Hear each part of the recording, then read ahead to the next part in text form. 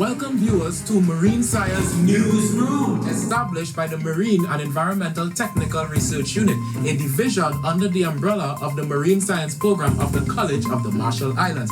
My name is Kendall Romani, lead researcher and reporter. And I am Abraham Anton, assistant researcher and reporter for the Marine and Environmental Technical Research Unit under the Marine Science Program at the college.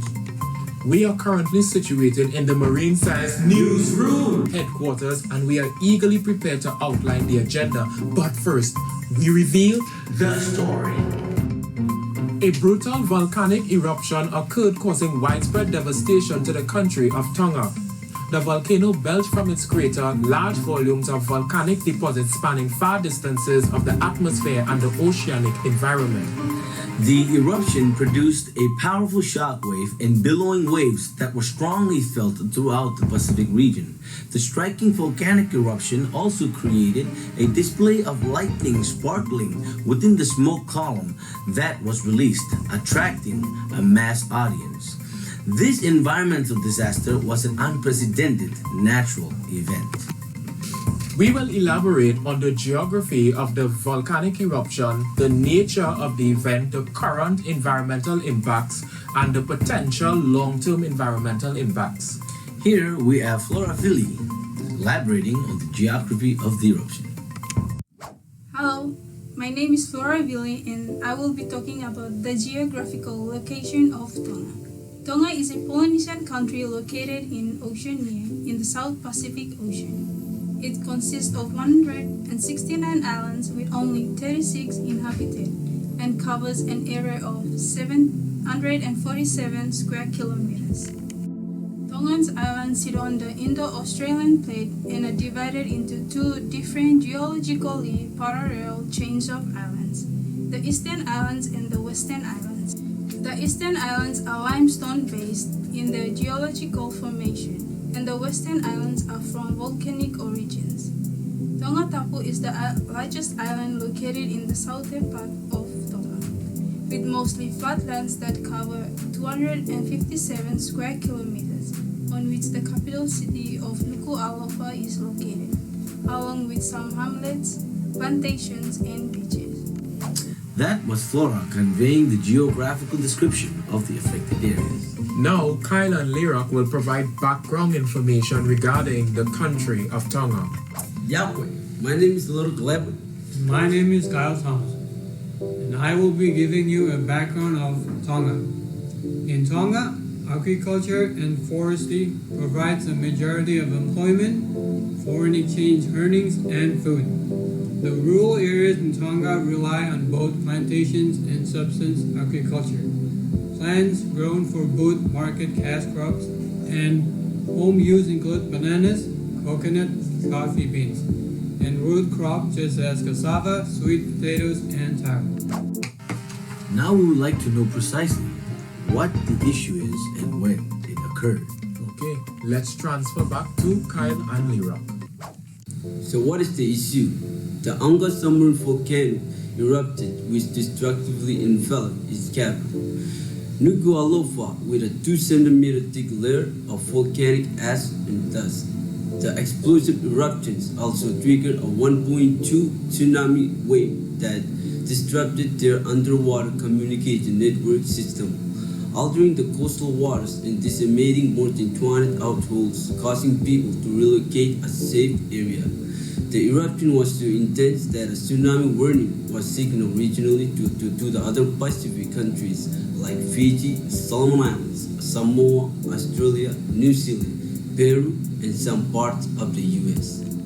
So when did it happen? The first volcanic eruption that took place in Tonga occurred at 4:20 a.m. local time on January 14.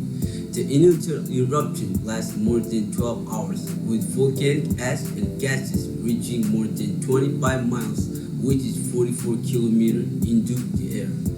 The second eruption, which was more destructive, occurred at Saturday 15, around 5:26 p.m. local time, according to CNN affiliate Radio New Zealand. You were listening to Kyle and Rock. Thank you, Kyle and Rock. Now, Ballista Lane's Tolfina, Radin, Roberto, and Nilton will initiate the roundtable discussions. They will elaborate on the short-term and long-term environmental impacts that occurred in the vicinity. Welcome viewers to a roundtable discussion. Here we will be explaining the devastating volcanic event that occurred in Tonga and illustrate the short-term and long-term impacts. Okay, so we all are aware of the volcanic eruption that happened in Tonga. Sadly, I have heard and read about the incident on the news and online.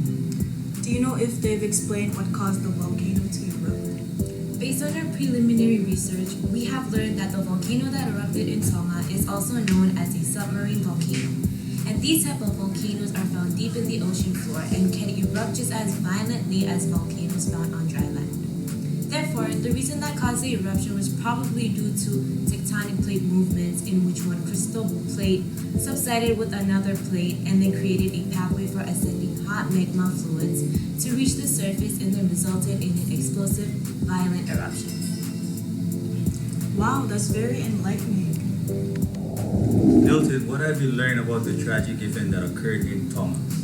Yeah, so I have outlined the current environmental impact on Tonga. And what are the current environmental impact on Tonga? As I explored information based on the volcanic eruption in Tonga, I have covered some current environmental impact. The explosive volcanic eruption includes current devastating impact. Some of the current ash-related impacts are root corruption due to excessive rooting of stress and then resulting in structural failure of houses and buildings. Did you know that dry layer of ashes 4 inches thick weighs 120 to 200 pounds per square yard? Also, wet ash can weigh twice as much and it also conducts electricity. Cosmetic damage as debris from volcano causes physical structure decoding the overall appearance. Moreover, power outages, the unique chemical properties of ash material short-circuited power distribution line in the vicinity in Tonga. Additionally, the eruption caused the disruption of telephone and radio communications. And the big one is frequent lightning. The volcanic eruption produced a mixture of Oilpressed materials within the eruption plume. These materials combine producing an explosive charge which resulting in a record-breaking lightning display. Furthermore, volcanic gases were also released from the volcano. For example, sulfur dioxide and nitrogen oxide engulfed the low-lying areas of Tonga. Additionally, volcanic ash is an abrasive natural material that is adherent to eye, skin, and lungs. Asphalt can negatively affect the internal machinery of automobiles, contaminate local water resources, disrupt sewerage systems, and affect vegetations by blanketing the leaves and compromising the internal photosynthetic process. Also, the volcanic gases like sulfur dioxide and nitrogen oxide can cause suffocation, which is the most common cause of death from volcanic eruptions. Wow, the environmental damage on Tonga is extremely extensive. Yes, it is. Okay, y'all, my name is Lord Levin. Here's my colleague, Robert Solo. Solo, can you tell the viewers? Well, we have formulated a preliminary environmental impact assessment of the long-term effects on the Hey, people wait. of the... Slow up your voice, man. I Can need you water. speak loudly and seriously? Water. There's no more water. Then it's time to get serious. Well, we have formulated a preliminary environmental impact assessment of the long-term effects on the people and the environment, but it is inferential. So what are the long-term effects? Well, as I performed extensive research regarding the volcanic eruption on Tonga, there were several disastrous impacts that left me speechless and traumatized. Ashfall was one of the threats that affected the livelihood of Tonga's residents because of the environmental disaster accompanying it. The volcanic eruption created an amazing, breathtaking, electrifying, lightning display in the atmosphere. The ashfall also posed a threat to the well-being of these people because of how it destroyed their crops. Crop damage may occur in the future by saltwater intrusion and the atmospheric formation of ash rain. Saltwater intrusion is going to be one of the primary threats to the islands because of its negative effects on freshwater supply and plant health. Did you know that saltwater intrusion and acid rain can cause serious health issues such as dehydration, starvation, and contamination of water sources like groundwater and rainfall? Well, did you? Well, now you do. The second issue faced by Tonga is volcanic gases that seriously affect the way people breathe by suffocating them. Suffocating. This information is very dreadful. Woo! Man, you have a lot of information regarding the volcanic eruption in Tonga. Well, yeah. I kind of spent a lot of time engaging in extensive research and studying the tragic event. Okay. Event. Yeah. Also, what are your thoughts on what other countries can do assist Tonga and other affected countries? Well, I know for a fact that seeing this type of situation has traumatized and saddened the world, especially for the families of the ones who were affected because a lot of homes and hopes were broken at the time the tsunami abruptly struck the shores of Tonga and other affected countries. So, the most virtuous things to do are that neighboring countries should lend a helping hand to assist these distressed countries by raising funds to financially support damages and send shipments of care packages like food and drinks, clothes and shoes, books for school or local libraries, agricultural products for crops that were destroyed, and supplies for shelter. Oh, I see. So you're saying that other countries should donate to Tonga, right? Right, we should. Nice.